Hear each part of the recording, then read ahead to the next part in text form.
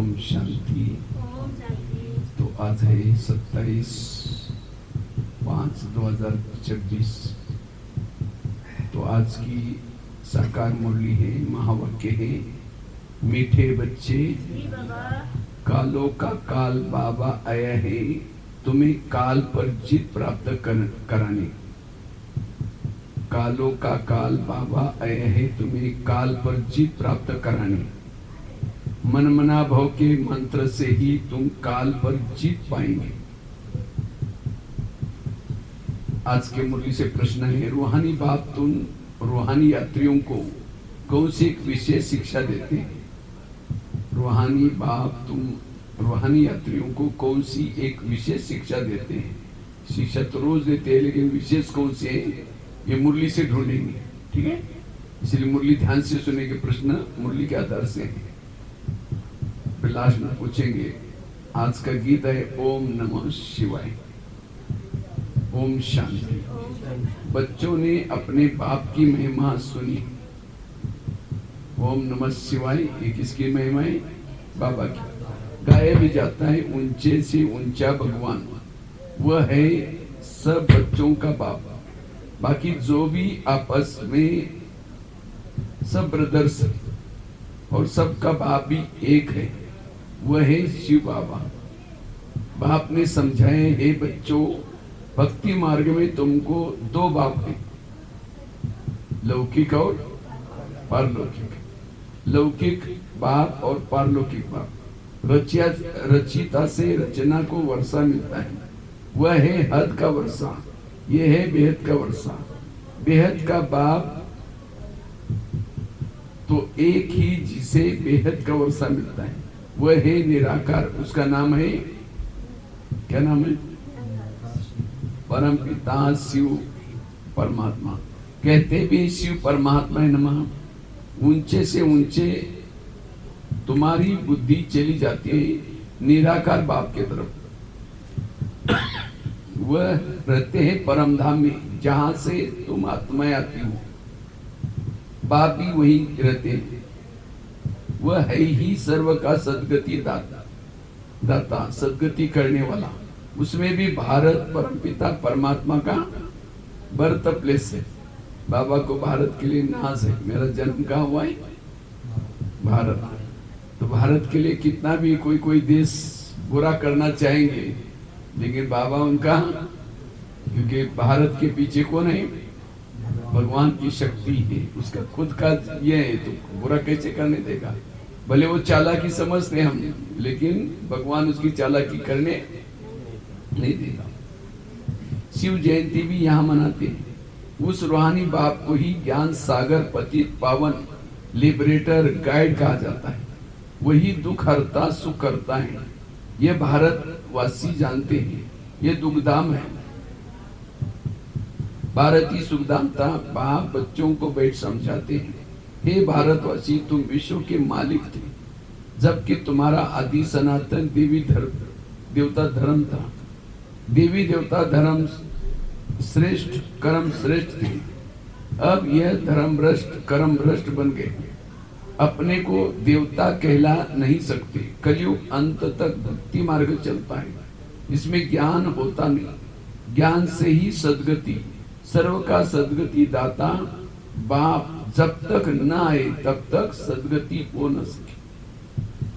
बाप कहते हैं, मैं कल्प के संगम पर आता हूं। इस समय है ही पति दुनिया, पावन एक भी होता नहीं। बल सन्यासी पवित्र बनते हैं, परंतु फिर उनको पुनर्जन्म में यही लेना पड़ता है। विष से जन्म लेना पड़े, वापिस जाने का है ही नहीं। जब चक्र पूरा होता है तब ही बाप आकर के ले जाते। इनको कहा ही जाता है रूहानी ज्ञान। सुप्रीम रो रूहानी ज्ञान देते हैं। सुप्रीम रो ही ज्ञान का सागर, पतित पावन है। बाकी शास्त्रों का ज्ञान तो है ही भक्ति मार्ग। बाप कहते हैं, यज्ञ तप तीर्थ आदि करते हैं और ही नीचे गिरते हैं। आयो, तुम पहले सत्व प्रधान थे, भारत में प्योरिटी थी, peace, property, prosperity, health, wealth दोनों थे। आज से 5000 वर्ष पहले की बात है। ये भारत स्वर्ग था। उस समय और कोई धर्म नहीं था, सिर्फ एक ही आदि सनातन देवी देवता धर्म था जो परमपिता परमात्मा ने स्थापन किया। स्वर्ग की स्थापना तो वही करेंगे ना, मनुष्य तो कर न सके।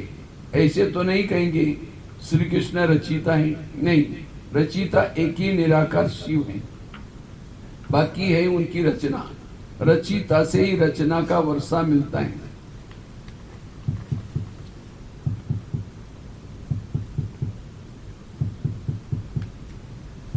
बाप समझते हैं मैं तुम्हारा बेहद का बाप हूं, तुमको बेहद का वर्षा देता हूं 21 जन्मों के लिए।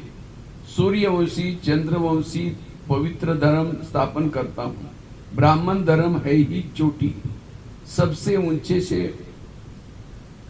रूहानी बाप रूहानी बच्चों को आप समान बनाते हैं।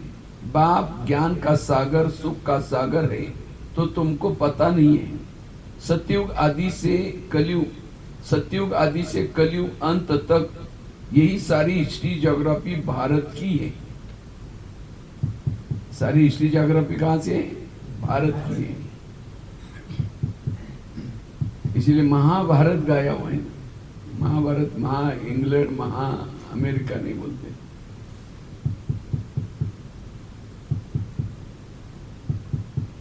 बाप कैसे आते हैं ये किसको भी पता नहीं। सतयुग आदि से कलयुग अंत तक सारी हिस्ट्री ज्योग्राफी भारत की है। ये लक्ष्मी नारायण कितने हेल्दी वेल्दी थे, कभी बीमार नहीं पड़ते थे। बुखार वगैरह उनको वहां हॉस्पिटल ही नहीं। वह तुमको काल पर विजय पहनाते हैं, नाम भी सुनाए शिवाय नमः। तुम ऐसे तो नहीं कहेंगे परम पिता परमात्मा सर्वव्यापी है, कुत्ते बिल्ली में है। इसको कहा जाता है धर्म की ग्लानि। सर्वव्यापी कहना ये भी क्या है? धर्म की ग्लानि। बाप की ग्लानि करते हैं। अभी ये भी कलप का संगम का समय है।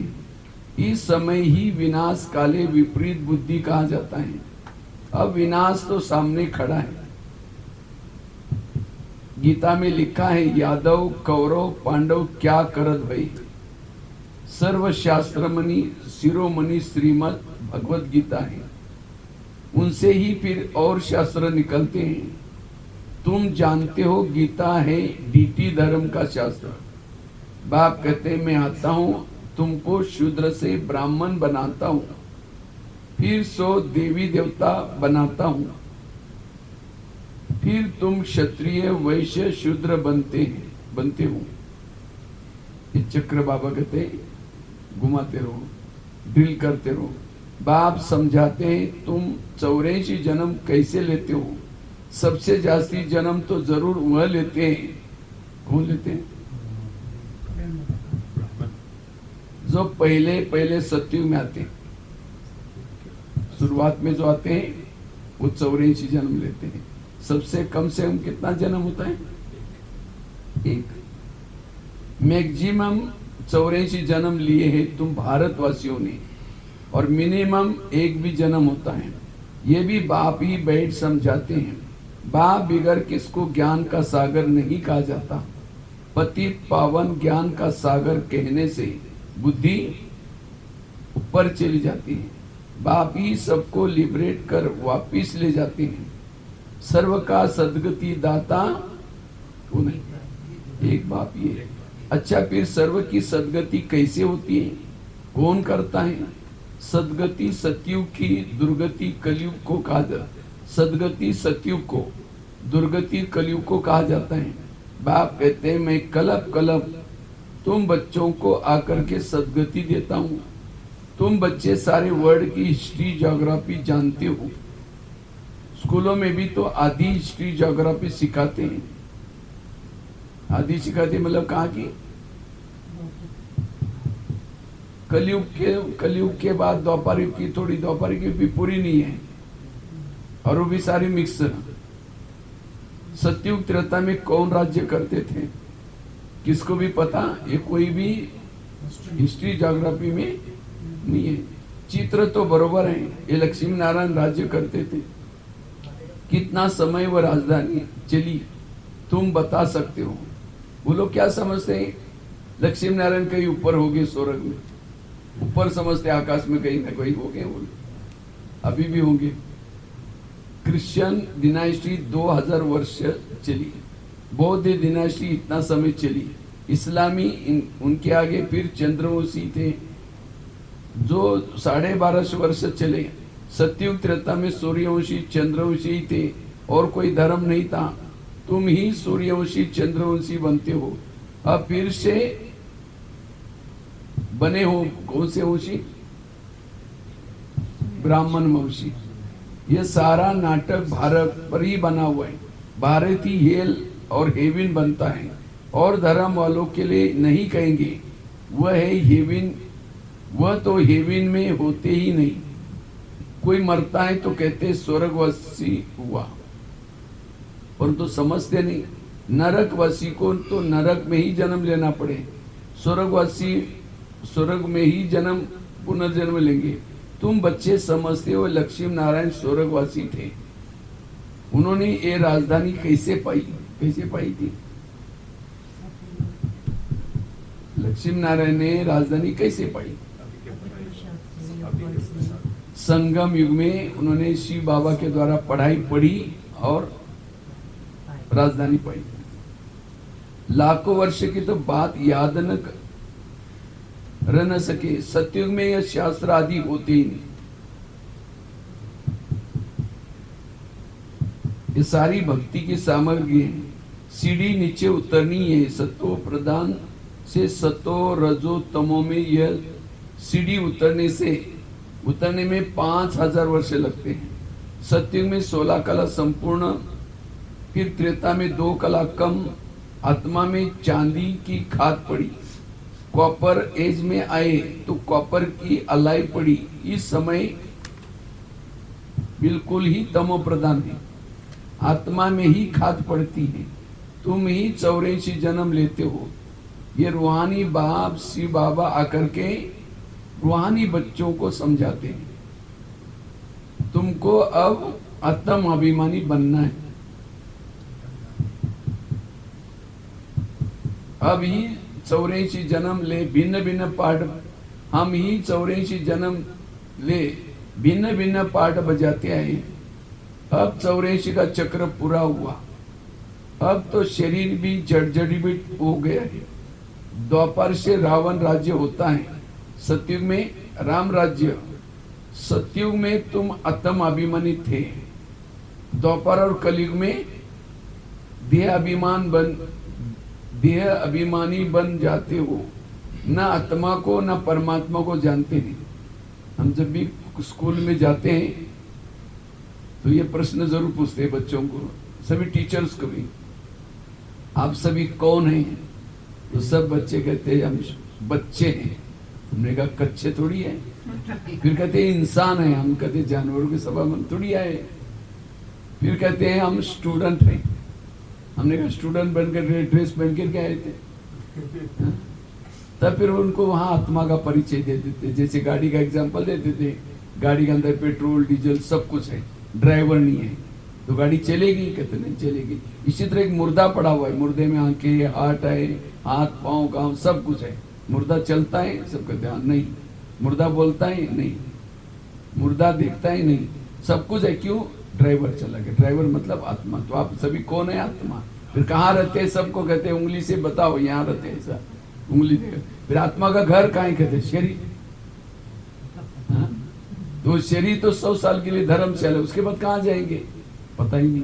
फिर उनको कहते आत्मा का घर, सब उंगली करके दिखाए, सब उंगली करके फिर चांद सूरज तारे, उसका नाम परम धाम शांति धाम। छोटे बच्चे तो रिपीट करते, कौन सा धाम? परम धाम शांति धाम।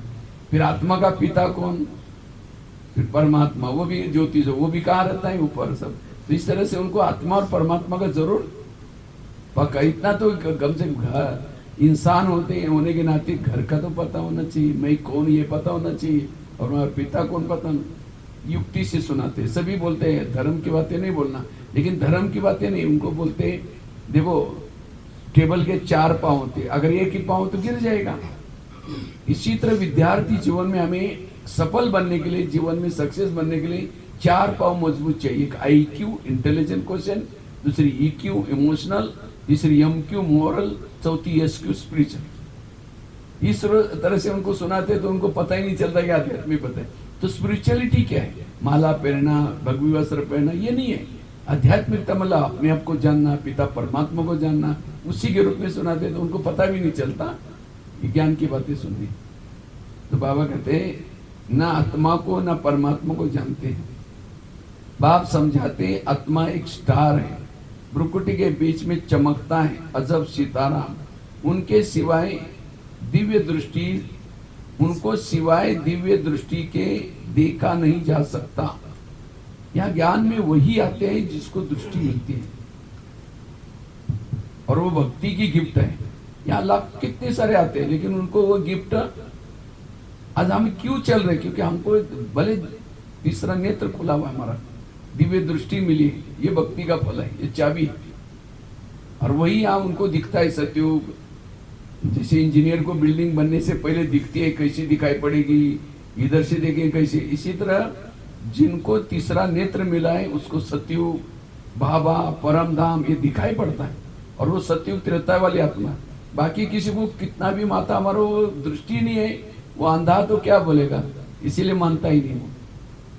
इसीलिए ये सबसे बड़ी गिफ्ट क्या है? दिव्य दृष्टि की। लेकिन अगर दिव्य दृष्टि को मिसयूज करेंगे, पर चिंतन करेंगे, निगेटिव सोचेंगे, योग नहीं करेंगे, तो वो आंख क्या होते हैं फिर बंद हो जाते, फिर धीरे धीरे यहां से खिसक जाते। कई लोग मिलने के बाद भी क्या होते हैं, खिसक जाते हैं। तो बाबा कहते हैं सिवाय दिव्य दृष्टि के देखा नहीं जा सकता। वह बिल्कुल ही सूक्ष्म है, आत्मा ही एक शरीर छोड़ दूसरा लेती है। हम आत्मा ने 84 जन्म लिए हैं, परम पिता परमात्मा भी बिंदी है, उनको ही ज्ञान का सागर, पतित पावन, नॉलेजफुल कहा जाता है। परम पिता परमात्मा, परम आत्मा में सृष्टि के आदि मध्य अंत का ज्ञान है। बीज रूप होने के कारण उनको सच्चित आनंद स्वरूप कहा जाता है। बाप में जो ज्ञान है वह जरूर सुनना पड़े, यह है स्पिरिचुअल नॉलेज। सब रूहों का ज्ञान का बाप आकर के रूहों को पढ़ाते हैं, तुमको आत्म अभिमानी बनना है। बाबा बार बार आत्मा का पाठ पक्का करने सी बाबा हमको पढ़ाते हैं, वही नॉलेजफुल है। बाबा ही आकर के स्वर्ग की रचना रचते हैं, तुमको स्वर्ग का लायक बनाते हैं। ये सृष्टि चक्र का राज कोई मनुष्य नहीं जानते। बाप को ही न जानने के कारण भारत का ये हाल हुआ है। भारत में प्योरिटी थी तो पीस प्रॉस्पेरिटी भी थी, अभी तो है ही नरक, फिर कोई स्वर्ग में जान कैसे सकते हैं? बिल्कुल ही पत्थर बुद्धि हो गई। बाप कहते हैं मैं तुम बच्चों के लिए कोई तो सौगात ले आऊंगा, तुमको स्वर्ग का मालिक बनाता हूं। जिन्होंने कलब पहले वर्षा लिया है वही अब लेंगे, मनुष्य से देवता बनेंगे। वास्तव में प्रजापिता ब्रह्मा के तो सब बच्चे हैं। अब ब्रह्मा द्वारा शिव बाबा रचना रच रहे हैं, ब्रह्मा कुमार कुमारी बनते जाते हैं। शिव बाबा से वर्षा लेने के लिए पुरुषार्थ करना पड़े। सतमो प्रधान से सतो प्रधान बनना ही है। बाप कहते बच्चों मुझे याद करो तो तुम्हारे सब विकर्म विनाश होंगे। बाबा को क्या करना है?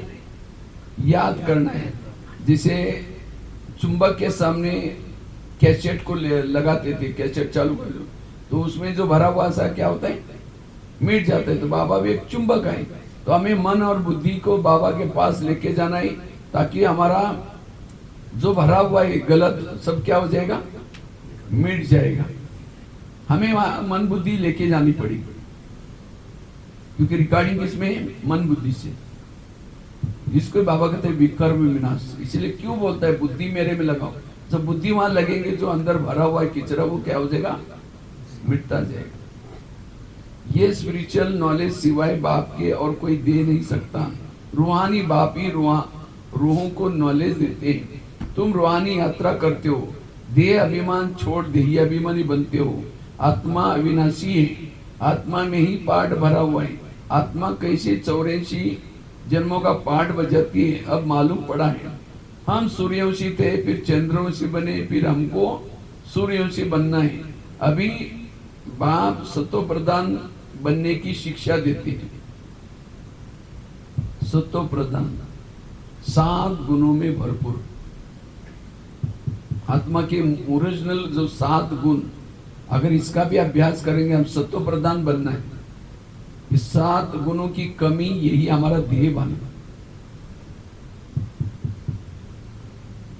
मामेकम याद करो, भगवान वाच्य गीता का भगवान शिव बाबा है, न कि श्री कृष्ण।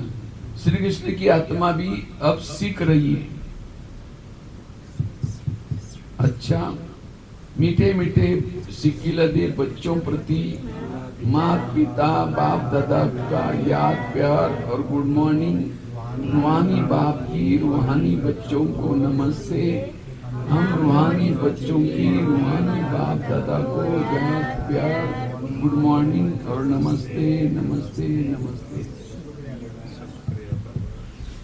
तो आज की मुरली से मुख्य धारणा, तो प्रश्न था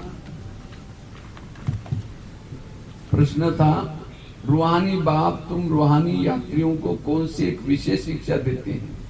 तो क्या था मुरली से, क्या जवाब मिला? रूहानी बाप तुम रूहानी यात्रियों को कौन सी एक विशेष शिक्षा देते हैं? विशेष शिक्षा देते हैं कि आत्म अभिमानी बन जाओ और तुम्हें ईश्वर का मालिक बन जाओ। राइट। ये रूहानी यात्री तुम देह अभिमान छोड़ देही अभिमानी बनो। रावण ने आधा कलब से तुम्हें देह अभिमानी बनाया, अब आत्म अभिमानी बनो। ये रूहानी ज्ञान सुप्रीम रूह ही तुम्हें देता है और कोई दे नहीं सकता। भक्तिमय सत्संग में कोई ये नहीं कहता कि आत्मा समझ करके बैठो। और इसी पहले लेसन से हमारे में सबसे ज्यादा परिवर्तन आएगा। इसलिए बाबा कहते इसका अभ्यास करना है। तो आज के मुरली से धारणा के लिए मुख्य सार है,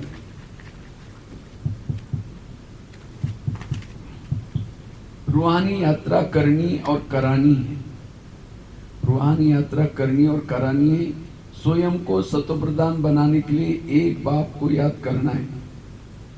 स्वयं को सत्वप्रधान बनाने के लिए बाप को याद करना है। आत्म अभिमानी बनने का पूरा पुरुषार्थ करना है। आत्म अभिमानी बनने का पूरा पुरुषार्थ करना है। दूसरा है काल पर विजय पाने के लिए बाप की शिक्षा को ध्यान रखना है। काल पर विजय प्राप्त करने के लिए बाप की शिक्षा को धारण करना है, ध्यान रखना है। इसको बंद ही रखो जरूर। अपने को रोज समझ रूहों को ज्ञान देना है। आज के मुरली से वरदान है। आज मुरली छोटी है लेकिन मम्मा की भी कुछ बातें हैं। बाप दादा के कर्तव्य को अपना निशाना बनाने वाले मास्टर मर्यादा पुरुषोत्तम भव। बाप दादा के कर्तव्य को अपना निशाना बनाने वाले मास्टर मर्यादा पुरुषोत्तम भव। कहा जाता है अपनी घुड़ तो नशा चढ़े। दूसरों की कमाई में भी कभी आंख नहीं जानी चाहिए। दूसरे के नशे को निशाना बनाने के बजाय बाप दादा के गुणों और कर्तव्य को निशाना बनाओ। बाप दादा के साथ अधर्म विनाश और सत्य धर्म की स्थापना के कर्तव्य में मददगार बनो। कितना गहरी बात है। अधर्म विनाश करने वाले अधर्म का कार्य व दैवी मर्यादा को तोड़ने का कार्य नहीं कर सकते। हम आग बुझाने वाले हैं। अगर हम ही आग लगाने का काम, वायुमंडल को खराब करने का काम करेंगे तो बाबा कैसे प्यार करेगा? वे मास्टर मर्यादा पुरुषोत्तम होते हैं। आज की मुरली से स्लोगन है, नॉलेजफुल बन, व्यर्थ प्रश्नों को सुहा कर दो तो समय बच जाएगा। नॉलेजफुल बन, व्यर्थ प्रश्नों को सुहा कर दो तो समय बच जाएगा। क्यों? क्या में?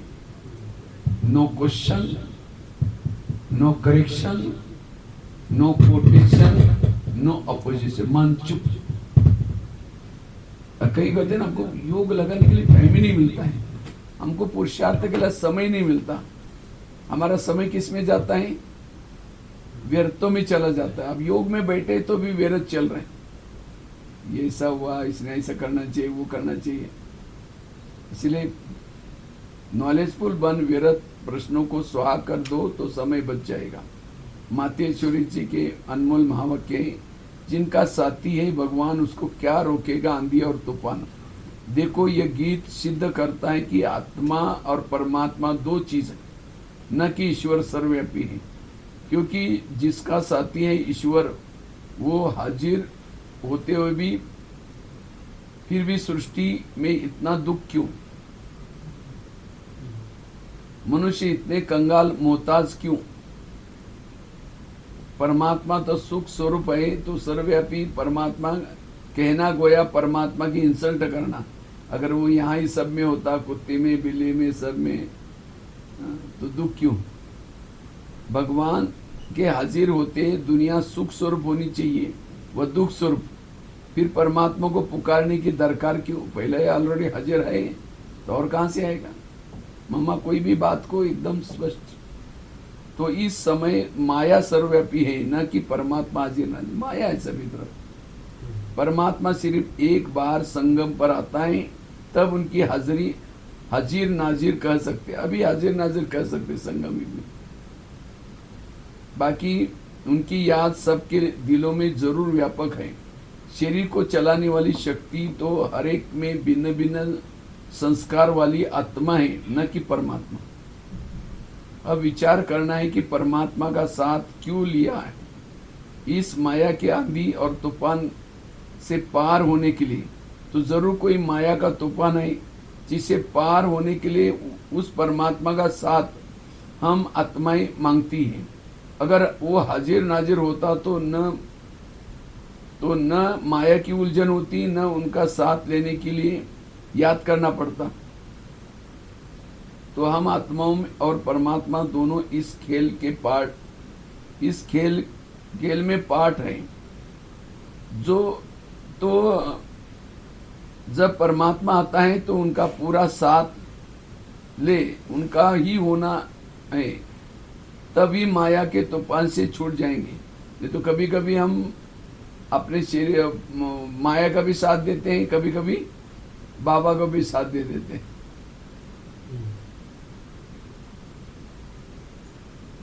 भल वो तो सबका सुख दाता है, परंतु जब प्रैक्टिकल में उनका सहारा लेते हैं तो उन्हों को ही साथ मिलता है, तो उन बच्चों को एक्स्ट्रा प्राप्ति होती है। भल वो दुनिया के अंदर आए, उपस्थित हुआ है, परंतु वो आशीर्वाद दुनिया उनको न जानने के कारण इनका साथ नहीं लेती। अगर उनका साथ पकड़ ले तो मदद देने के लिए मशहूर है। कहते हैं एक कदम तुम आगे बढ़ो, 10 कदम आगे आएंगे। तो वो संपूर्ण वर्षा देते हैं जिनमें कोई अपूर्णता नहीं होती। अच्छा, अव्यक्त इशारे हैं। सदा अचल अडोल एकरस स्थिति का अनुभव करो। कोई भी संकल्प आए तो ऊपर दे करके स्वयं निरसंकल्प होकर के चलते जाओ। विचार देना, इशारा देना वह दूसरी बात है, हलचल में आना यह दूसरी बात है। कुछ विचार आया, किसी को दो, जिसको बाबा कहते मालिक बनो, और फिर बाद में क्या करो, कोई नहीं सुनता तो बालक बन जाओ, तब एक रस अवस्था रहेगी। संकल्प दिया और निसंकल्प बनो। किसी को विचार आया कुछ करेक्शन करने का, संकल्प दो, नहीं माना तो उसमें कल्याण है। निसंकल्प बनो। सदा ध्यान रहे कि मुझे कर्मेंद्र जीत बनना है। कोई एक कर्मेंद्रिय की आकर्षण भी एक बाप का बनने नहीं देगी। एक रस स्थिति में स्थित होने नहीं देगी। कर्मेंद्रिय की चंचलता यही हमारी अवस्था को बिगाड़ते हैं, हमें एक रस होने नहीं देती। तो आज की मुरली से महावाक्य था, मीठे बच्चे कालों का काल बाबा आए हैं तुम्हें काल पर जीत प्राप्त करानी। मनमना भाव के मंत्र से ही तुम काल पर जीत पाएंगे। ओम शांति।